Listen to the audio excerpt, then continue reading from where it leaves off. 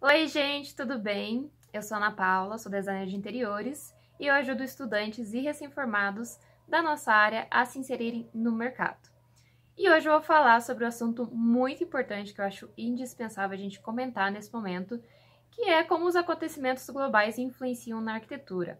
A gente tem um acontecimento global acontecendo nesse momento, super intenso, né, que é o Covid-19, a pandemia, o coronavírus. Mas é claro que vários acontecimentos aí ao longo de cada ano, ao longo de cada época, mesmo que não sejam tão intensos, eles vão influenciar de alguma forma na arquitetura. E eu quero trazer esse tema hoje aqui para falar um pouquinho sobre isso, que eu acho muito importante. Bom, então vamos voltar um pouquinho lá atrás primeiro, né? Passando um pouco de história aí para vocês, de uma forma bem resumida, nessa questão dos acontecimentos influenciarem aí na arquitetura. Então, desde lá da antiguidade, né, a gente tem uma influência dos acontecimentos na arquitetura. Na antiguidade, as construções eram aqueles blocos de pedras, né, que a gente vê, né, por aí ainda, que eram, na verdade, para se proteger aí principalmente dos animais, né, as pessoas queriam se proteger dos animais e também do clima. Então, muitas construções aí dessa época eram para proteção, principalmente. E aí depois a gente passa então para uma outra época, né? Vou fazer bem rápido mesmo, bem resumido. Pulando para a época já do Egito, né? Das pirâmides, a gente vê ali que já tem uma questão da divindade, né? Das crenças religiosas e também a proteção do corpo, né? A proteção do corpo ali nas tumbas, dentro daquelas enormes pirâmides, para proteger aí o corpo, né? De algumas outras coisas, principalmente nessa questão religiosa das crenças aí dos egípcios. Outra influência aí também que já surge nessa época é a questão de domínio sobre os súditos, né? A gente já começa aí com essa questão de poder, poder político, principalmente, dessa questão de dominar aquele autoritarismo, né? A gente já começa desde aí. Na Grécia, isso também continua, essa questão de domínio, né? E são construídos também templos nessa questão de religiosidade, de adoração aos deuses, mas as pessoas comuns, os homens comuns, são excluídos dessa adoração, desse templo aí, né? Então, elas não podem entrar. Então, tem essa questão da exclusão, desse domínio aí, e mais uma vez a questão da religiosidade, né? Construção de templos aí para adoração, para a questão das crenças. Outra coisa que começa a surgir aí na Grécia também é a questão da canalização. Então, a canalização de água surge aí e já começa também a mudar um pouco a estrutura ali das casas, a estrutura dessas construções ali. E aí, então, já passando para a Idade Média, a gente sabe ali que tem uma hierarquia na Idade Média, né, muito forte, que é a questão de Deus, realeza e o povo, né? E, claro, tem algumas subdivisões ali, mas é principalmente Deus e realeza, né? Então, a gente começa a ver aí grandes catedrais, grandes igrejas, né?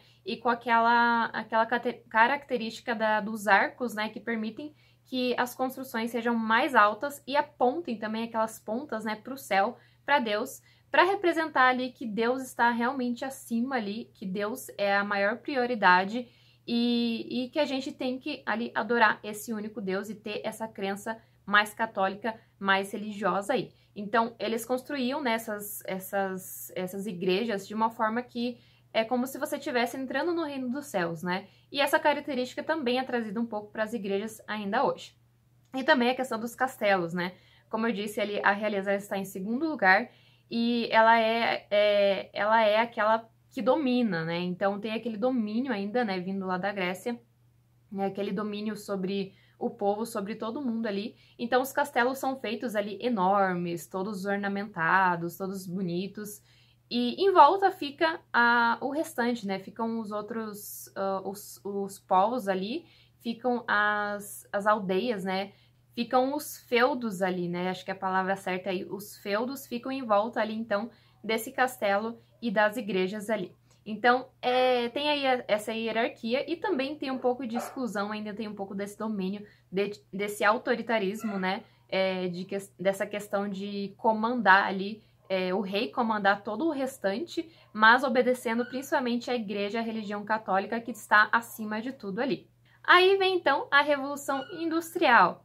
A Revolução Industrial, ela já traz mais uso do ferro, do aço, do vidro, do zinco e as formas geométricas, então, para construção, né? Então, começa a ficar bem diferente aí as construções e começa também a expansão aí dos prédios, né? Porque a gente precisa de mais espaço ali e também as pessoas começam a vir mais para as cidades para trabalhar, né? Necessita de mais espaço ali, então o uso do ferro, do vidro, do aço e dessas formas geométricas influenciam muito, então, na arquitetura desse período. Indo agora um pouco mais para a arquitetura pós-moderna, né, que é depois ali do modernismo, que vem logo após aí a Revolução Industrial, a gente tem uma cultura popular, então a gente já começa a popularizar um pouco aí as construções. E a arquitetura pós-moderna, ela vai contra o modernismo. Então, enquanto o modernismo ele traz aquela formalidade, aquela austeridade e também tira um pouco dessa questão histórica, né, no modernismo.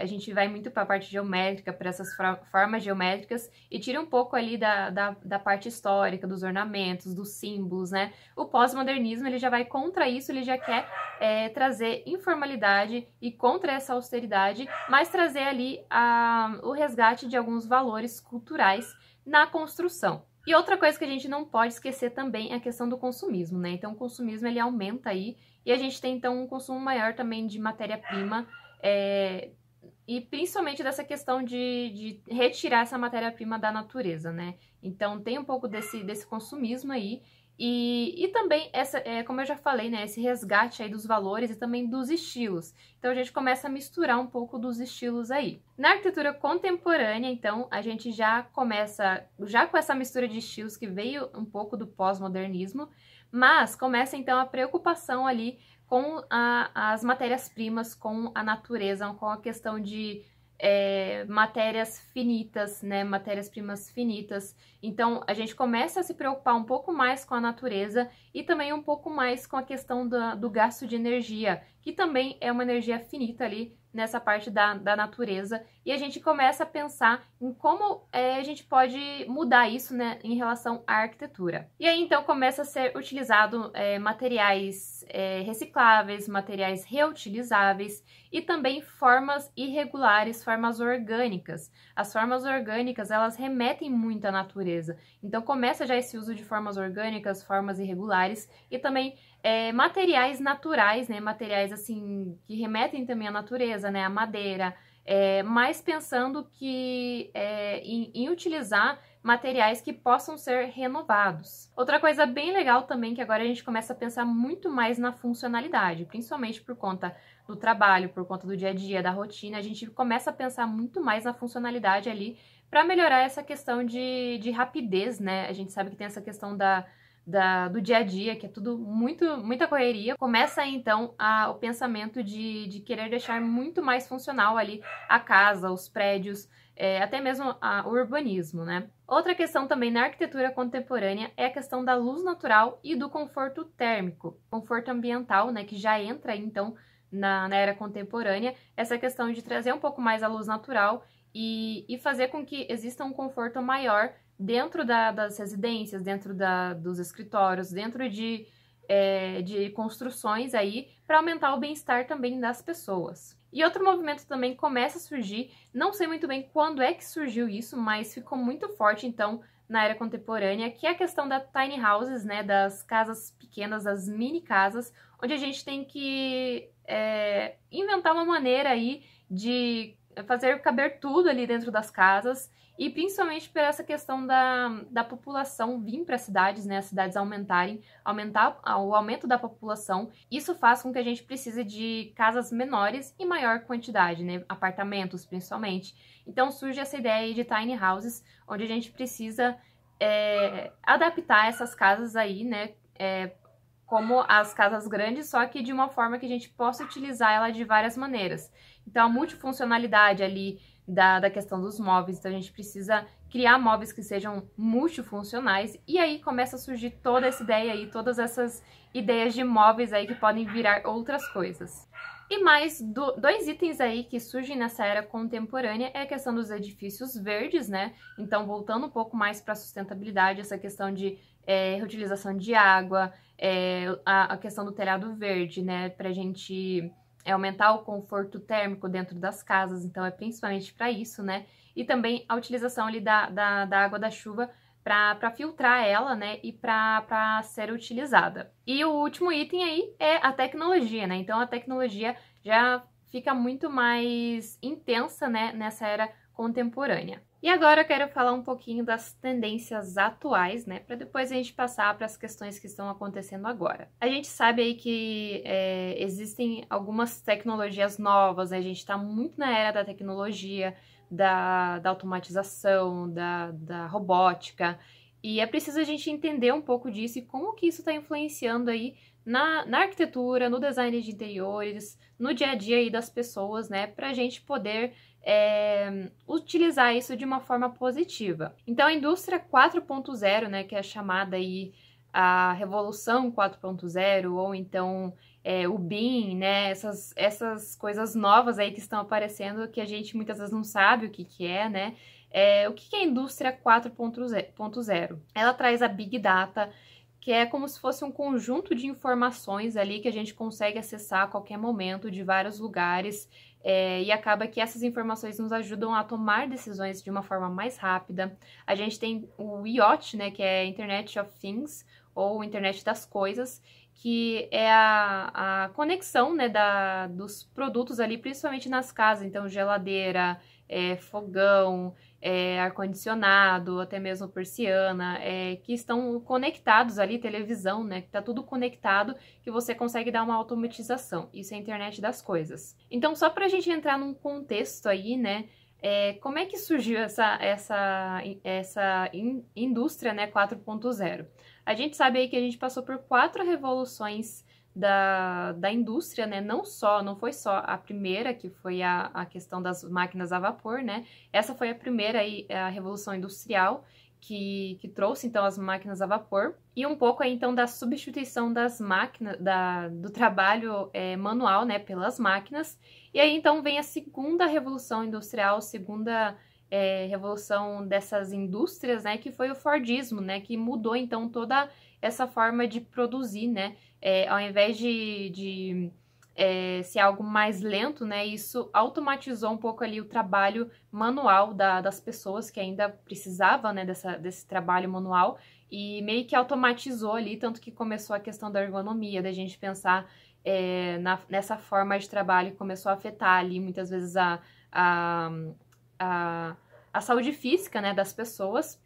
A gente começa a pensar em várias coisas aí, mas o Fordismo, então, ele veio nessa cadeia aí de trabalho manual aí, então, e que modificou toda essa forma aí de trabalhar dentro das indústrias. E aí a gente vem, então, para a terceira revolução industrial, que é a revolução onde entra a internet e a informática. Então, os computadores, a questão do Wi-Fi, né? Tudo isso começa a entrar aí nessa terceira revolução industrial. E depois, então, a gente vem para a quarta revolução industrial, que é essa que eu tô falando agora aí para vocês. E o que entra ainda nessa revolução, nessa indústria 4.0?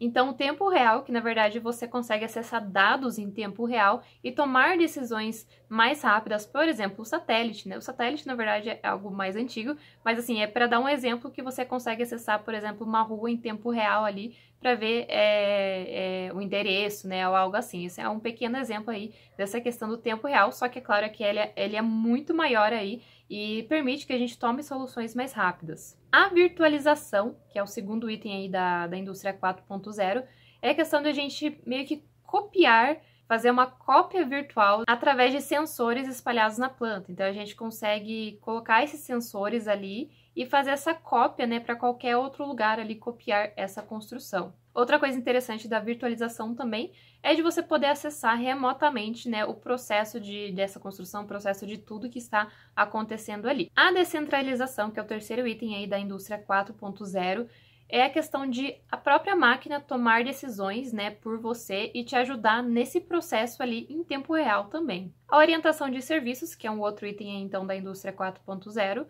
é a questão de que os softwares, eles disponibilizam soluções aí para as pessoas, né? Então, o próprio software ele já faz meio que um cálculo, né?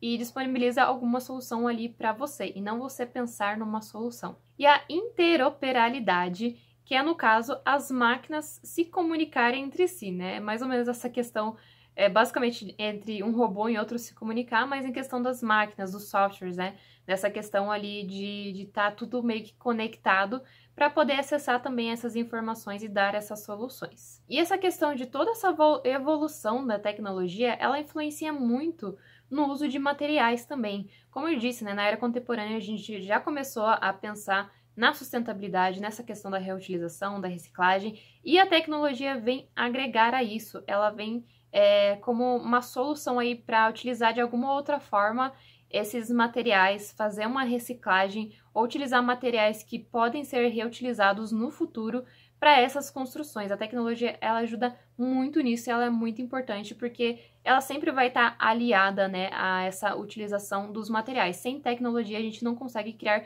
novas formas de utilização desses materiais que a gente retira para fazer as construções. Outra coisa muito importante de falar aqui nessa questão de novas tecnologias é a questão da automação, né, que está muito ligada também à internet das coisas, que é a automação principalmente dentro das casas, né, então você for escovar os dentes de manhã e você clicar lá no espelho para ver as notícias, ou você já tá chegando do trabalho, falta 10 minutos para você chegar em casa, você já pelo celular ligar a cafeteira para fazer o café, você automatizar o ar-condicionado para que ele veja qual que é a temperatura ideal do ambiente e assim também economize energia. E desligue também quando não for necessário o ar-condicionado. A questão da persiana também, para ela automaticamente fechar ou abrir ali. Também tem sensores de janela, para alertar uma janela aberta quando tá chovendo e tá entrando água dentro de casa, também tem isso. Sensor de vazamento. Então tem muitas coisas aí que estão principalmente ligadas ao Wi-Fi, né? Essa questão da automação, que estão sendo muito utilizadas nas casas agora, tanto para economia de energia, quanto para funcionalidade, para o bem-estar, para comodidade, né? Para o conforto ali das pessoas dentro de casa. Então, tá entrando muito dentro das casas ali, e por mais que as pessoas não tenham essa questão da automação, algum eletrônico ela tem que traz essa questão da internet das coisas e da automação ali para ela, né? Ou TV, a gente já pode ver pela TV que ela tem tempo de desligamento que você pode colocar ali, né? Se não tem ninguém assistindo. Isso também acontece com as luzes ali na automação, então você pode programar para que as luzes acendam ou apagam, né? Ou também essa questão do sensor para apagar quando não tem ninguém ali. Então tem muita coisa aí pra gente estudar, pra gente ver, que estão acontecendo nesse momento e vão influenciar ainda mais aí a arquitetura, a construção e o design de interiores também. Outra coisa muito legal aí é a questão do 3D, da construção 3D, né? E essas construções rápidas, que eu ainda não estou tão a par disso, eu acredito que muita gente também não, mas a gente já sabe que existem essas construções em 24 horas aí, através dessas máquinas que fazem os 3Ds, né, a partir de uma pré-configuração ali de como você quer que seja aquela construção. Então já existe isso das máquinas construírem, fazer essas construções, e é super legal a gente começar a estudar isso, porque futuramente isso vai ser as construções meio que do futuro, né? Vai meio que substituir a mão de obra e a gente já pode começar a pensar nisso e começar a estudar isso de alguma forma e também para ajudar nas questões existentes de hoje, né? Eu já vou comentar um pouquinho mais sobre isso. E puxando um pouco agora para a atualidade de 2018, 2019, 2020, né? Que a gente tá vivendo agora. A gente já viu pela Casa Cor do ano passado, pelas feiras aí, por tudo que está acontecendo, que a gente está trazendo mais a natureza para dentro de casa. Então, revestimentos naturais, revestimentos que trazem essa questão da natureza, mas sem tirar a matéria-prima da natureza necessariamente, né?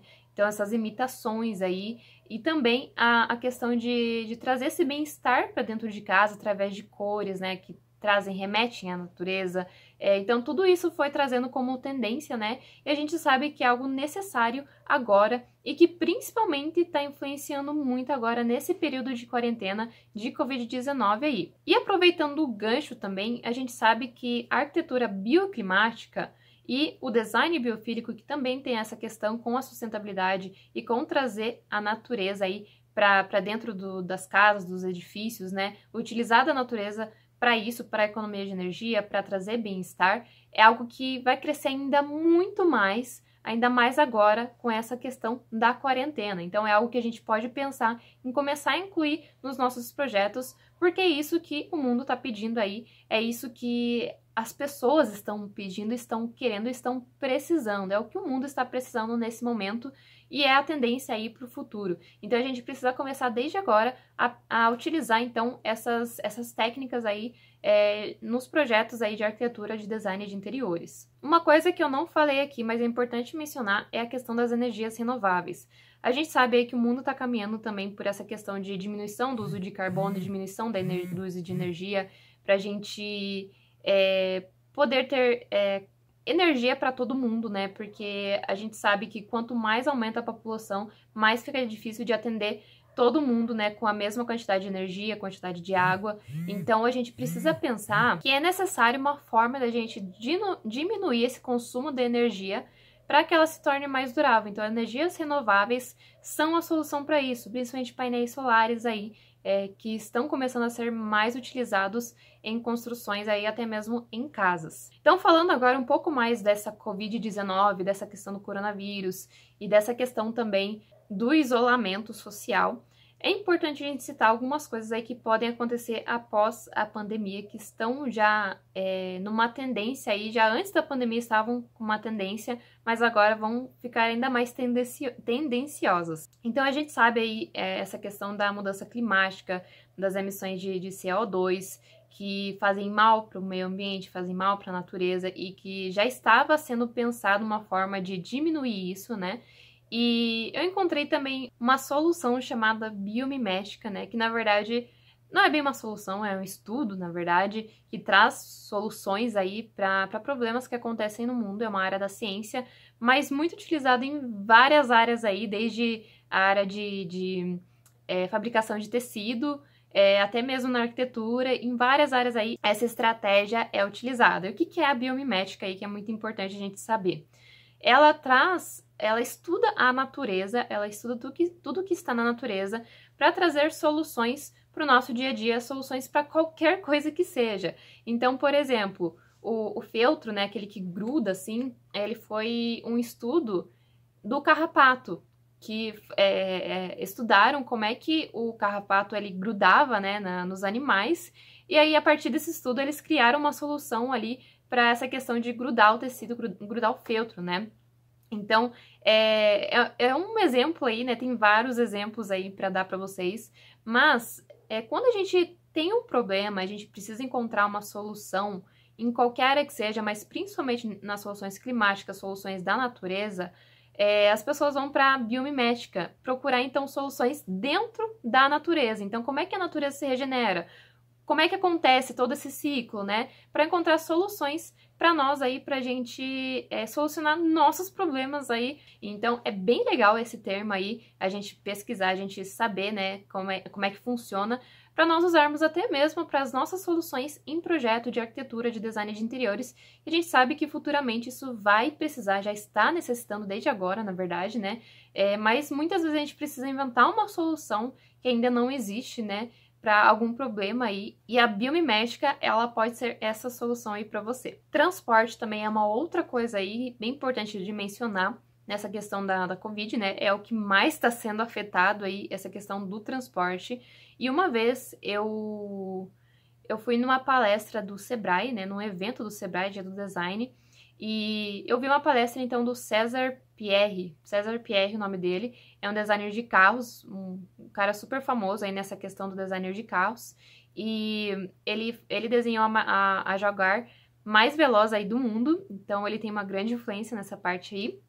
Ele comentou muito sobre essa questão de transporte e como existe um descarte enorme aí dessa questão de carro, até mesmo de bicicleta. Ele mostrou um campo cheio de bicicletas, que parecia um campo enorme de flores na China, mas eram bicicletas, era lixo de bicicletas. E ele disse o quanto isso acaba afetando essa questão do descarte, né? Quanto mais carros novos saem, quanto mais transportes novos saem, o restante, o que acontece? Ele vai pro lixo, né? Ele não é mais utilizado. O transporte antigo, ele acaba indo pro lixo, né? Assim como várias bicicletas aí lá na China que foi colocado ali. Então, qual que seria a solução que ele disse, né? A solução seria que ele não tinha achado ainda, né? Ele falou até se alguém achar uma solução para isso, me diga, né, para diminuir esse descarte, porque senão daqui a pouco o mundo vai virar em lixo, né? E isso é só no transporte, para vocês terem uma ideia, né? Na construção civil a gente tem também muito lixo, né? 60% do lixo sólido aí das cidades é da construção civil. Então é um problema enorme que a gente precisa dar um jeito aí para resolver. E aí ele falou então que a solução, na verdade, seria a não mobilização, as pessoas não se mobilizarem. E como você pode ver, mesmo trocando por bicicleta a mobilização, gerou um lixo também muito grande. Como vocês podem ver aqui em Curitiba, eu não sei se tem em outros lugares também no Brasil, como é que é isso, mas a questão dos patinetes elétricos, as bicicletas acabaram, assim, fechou a empresa, não tem mais. E aí, para onde é que vai todo esse transporte aí, né? Todas essas, todo esse material, o que vai ser feito? Começou aí uma ideia super legal, mas infelizmente não deu certo aí, e acabou fechando, e agora, para onde é que vai todo esse material, esses patinetes, essas bicicletas? Então, é isso que acontece, né, gente? Esse é o problema. Por mais que a gente invente um outro tipo de mobilização, é mais um lixo que a gente está gerando. Então, antes da gente criar uma nova ideia e colocar ela em prática, a gente tem que pensar qual o impacto que vai ter aquilo no mundo. E isso também está muito relacionado à Covid, então, agora, né, que está todo mundo em isolamento, e é onde o trabalho remoto, é onde o home office vai aumentar bastante. As empresas começaram a criar soluções aí para os funcionários trabalharem remotamente. E tem muitas empresas que têm como fazer isso, tem como deixar os funcionários trabalhando em casa, e isso pode aumentar até mesmo a produtividade, pode diminuir, então, o custo com deslocamento, e as empresas vão começar a pensar muito nisso, né, e mudar essa questão da mobilização, da mobilidade urbana, do deslocamento, do transporte. Então, o transporte também vai ser muito afetado, e a gente pode pensar isso como algo urbano, né? Então, para quem quer ir para a área de urbanismo, pensar muito nessa questão da mobilidade, do transporte, de uma forma que evite essa questão de desperdício aí, principalmente com transportes, né? Transportes, então, de carros, de bicicletas, enfim. Pensar numa forma realmente para diminuir esse impacto aí. Outra coisa muito importante que está surgindo bastante aí é a preocupação com o bem-estar. Muitas pessoas estão mais preocupadas aí com o bem-estar dentro de casa. Como a gente está em isolamento, tem muita gente pensando aí em modificar a casa, em deixar a casa melhor, mais bonita, mais confortável, porque quando a gente passa um período de tempo maior dentro de um ambiente, a gente consegue perceber mais ali se ele está sendo bom para nós, se ele está sendo confortável ou não, e a gente começa a se incomodar com isso. Então, a preocupação com o bem-estar está sendo muito maior nesse momento, né? Principalmente dentro das casas. E aí eu já torno ao termo da arquitetura bioclimática e também do design biofílico aí, que vai crescer bastante, e está muito relacionado a isso, né? Então, a gente pode pensar aí em como trazer para a arquitetura essa questão do bem-estar, principalmente com design biofílico e arquitetura bioclimática aí, e essas estratégias mais de design passivo de conforto ambiental. Eu quero dar um exemplo aí nessa questão do transporte, que eu vi uma notícia lá de Milão, que o que eles fizeram, né, para diminuir também nessa quarentena o uso de carros, não nessa quarentena, né, mas o que eles pensaram em projetar, qual foi o projeto deles para diminuir essa mobilidade com carros, né, e substituir isso de alguma forma. Eles criaram um projeto Straight Apart, eu não sei como é que fala isso, mas significa ruas abertas, que no caso é deixar um espaço muito maior para as pessoas circularem com pedestres e com bicicletas, ao invés de ter ruas maiores, deixar calçadas maiores, né, esse espaço para pedestres maiores, para incentivar as pessoas a usarem menos os carros aí. Como eu disse, né, talvez mudar para bicicleta talvez não adiante muito, né, mas já diminui aí o uso a emissão de carbono aí na atmosfera, que já está diminuindo muito nessa quarentena. Já a gente pode ver até mesmo por São Paulo, né, os céus aí mais limpos, e até mesmo no mundo todo a gente pode ver o efeito disso, né, o efeito que isso está tendo na diminuição da emissão de carbono aí. E a gente sabe que a gente tem um prazo para diminuir essa emissão de carbono, para não gerar um colapso climático aí na atmosfera, na natureza, que vai nos afetar. E para quem quiser ler mais sobre isso, né, pode ler um artigo que eu vou deixar aqui o link para você baixar, que é a Visão Brasil 2050, para um desenvolvimento mais sustentável aí das cidades, tá? E a emissão de carbono está muito ligado a isso, a gente tem esse prazo, porque senão vai gerar um colapso climático, e é por isso que tem organizações aí juntando vários países para apoiar essa causa e para contribuir com isso, né? Isso é algo global, mundial aí. Então, estudar sobre isso é muito importante, porque você pode pensar também em alguma maneira de contribuir com isso na arquitetura, que a gente sabe aí que a construção também libera esses gases. E fechando aqui esse assunto, né, de mudanças aí climáticas, de Covid, de mudanças globais, de arquitetura, como é que a arquitetura vai ser. Uma coisa que eu queria mencionar aqui é a questão dos sensores, né? Como eu falei da automação e tal, mas principalmente agora com a Covid, com essa questão da contaminação, as pessoas estão procurando muito mais, aumentou muito a procura, principalmente na Amazon, por produtos de sensor, então torneira de sensor, esses produtos até mesmo para casa, sabe? Porque você não precisa tocar. E a gente sabe que isso também está crescendo demais, né? Então, pode ser uma tendência aí futura utilizar mais sensores aí até mesmo em casa, seja para chuveiro, para torneira, para luz, também tem essa questão da luz, que você só passa a mão na frente, pode ter também.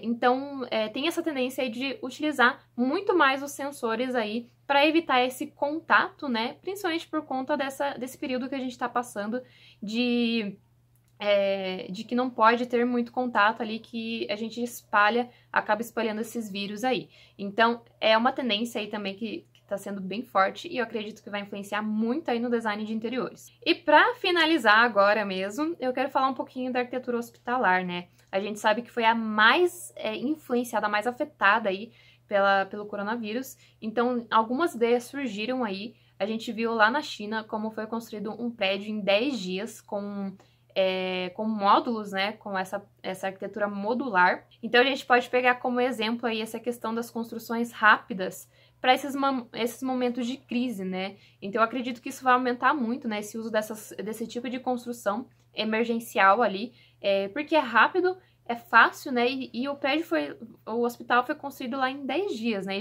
e isso já tá vindo aí com mais tempo, né, em outras Covids, outras crises que teve aí no mundo, também foi feito lá na China essa questão desses hospitais, desses espaços aí emergenciais que foram construídos aí em muito pouco tempo. Então, a gente pode ver que a construção ali, ela pode ficar mais rápida, né?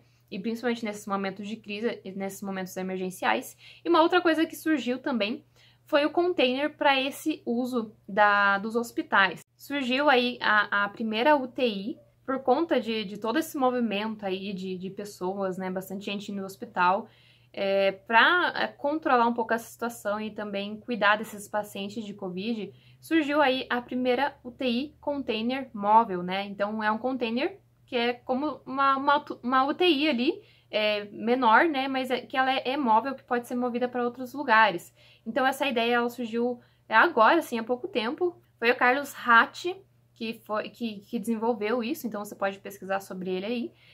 Ele é lá de Turim, né, na Itália, e a gente sabe que Itália foi um dos lugares aí mais afetados. Então ele desenvolveu esse container aí móvel, essa UTI móvel aí de container, para ser utilizado também nessas emergências. Eu achei super legal essa ideia. A gente sabe que o container ele está sendo muito utilizado agora também, e também é um tipo de construção sustentável que reutiliza aí esses containers navais, né, para outros fins aí, porque ele tem um período de tempo que ele pode ser usado para transporte, né, transporte de mercadorias. Então a gente precisa pensar, né, nessas outras ideias aí, e você pode ver que ele inventou uma ideia, mas com algo que pode ser reutilizado, né, algo que não vai gerar mais lixo, é algo que já foi utilizado e que pode ser usado para uma outra finalidade aí novamente, como o container, né? Bom, então esse foi o vídeo aí um pouquinho mais longo sobre essa questão dos acontecimentos globais, como que eles influenciam aí na arquitetura. Então a gente pode ver que sustentabilidade, a questão da arquitetura biofílica e bioclimática, elas vão influenciar muito mais aí. Então a gente precisa começar a se atentar para isso, né? Para também estar na frente aí do mercado, porque a gente sabe que o mercado, ele muda o tempo inteiro, e para a gente ter esse diferencial, que na verdade está sendo agora necessário, né, a gente precisa começar a colocar isso nos nossos projetos, né, e ficar atento ao que está acontecendo de mudança aí na mudança mundial para aplicar na arquitetura, no design de interiores, né? Então, quem tiver à frente aí, quem tiver já aplicando isso, vai sair na frente, vai ser a pessoa mais procurada lá no futuro, quem se especializar nessa parte aí. E também é nosso dever aí utilizar essas técnicas nos nossos projetos para diminuir aí a geração de lixo e para a gente contribuir com o meio ambiente, com a natureza de uma forma positiva e não negativa, né? Então essa é a mensagem que eu quero deixar aí para vocês. Leia o artigo ali da Visão Brasil 2050 e me diz o que você achou depois. E também comenta aí se você gostou desse vídeo, qual foi o item que você mais gostou, o tópico que você mais gostou, se você tem já essa vontade também de ir para esse lado da arquitetura bioclimática, sustentável, ou então do design biofílico, deixa um comentário aí para mim, para eu ver. E também se quiser sugestões, né, se quiser dar sugestões aí de vídeos pra gente trazer pro canal, fique à vontade, tá? Então já se inscreve também, já dá o like se você gostou, e até o próximo vídeo.